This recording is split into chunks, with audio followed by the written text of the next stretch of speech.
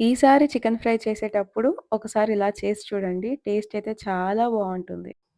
దీనికోసం నేను ఇక్కడ 1 కేజీ చికెన్ తీసుకున్నాను. ఒకసారి బాగా వాష్ చేసి మిక్సింగ్ బౌల్‌లోకి తీసుకోవాలి. ఆ తర్వాత మీ టేస్ట్‌కి తగ్గట్టు కారం, ఉప్పు యాడ్ చేసి, అలాగే అల్లం వెల్లుల్లి పేస్ట్ కూడా యాడ్ చేసి అంతా బాగా కలిసేలాగా ఒకసారి కలుపుకోవాలి. ఆ తర్వాత కొద్దిగా ఆయిల్ కూడా కలిపి పక్కకు పెట్టేసేయాలి. ఇప్పుడు స్టవ్ పైన పాన్ పెట్టుకొని 3-4 టేబుల్ స్పూన్స్ ఆయిల్ తీసుకోవాలి.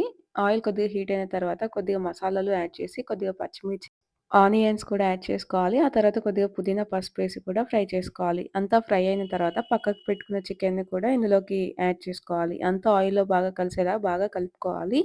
ఆ తర్వాత మూత పెట్టేసి ఒక 10 మినిట్స్ వదిలేయండి. ఆ తర్వాత మూత తీసి చూస్తే ఇలా గ్రేవీగా ఉంటుంది. ఇప్పుడు మూత తీసి అలా ఒక 5-6 మినిట్స్ అలా వదిలేసేయండి. ఆ తర్వాత కొద్దిగా ఫ్రైలా అవుతుంది. అప్పుడు ధనియాల పౌడర్, కొద్దిగా గరం మసాలా వేసుకొని బాగా కలుపుకోవాలి. ఆ తర్వాత కసూరి మేతి, కొత్తిమీర కూడా యాడ్ చేసుకొని అంతా బాగా కలిసేలాగా కలుపుకొని స్టవ్ ఆఫ్ చేసుకోవడమే. ఈసారి డెఫినిట్‌గా ఇలా ట్రై చేయండి. టేస్ట్ అయితే చాలా అంటే చాలా బావుంటుంది. ఇలాంటి మరిన్ని వీడియోస్ కోసం మన ఛానెల్‌ని సబ్స్క్రైబ్ చేయండి.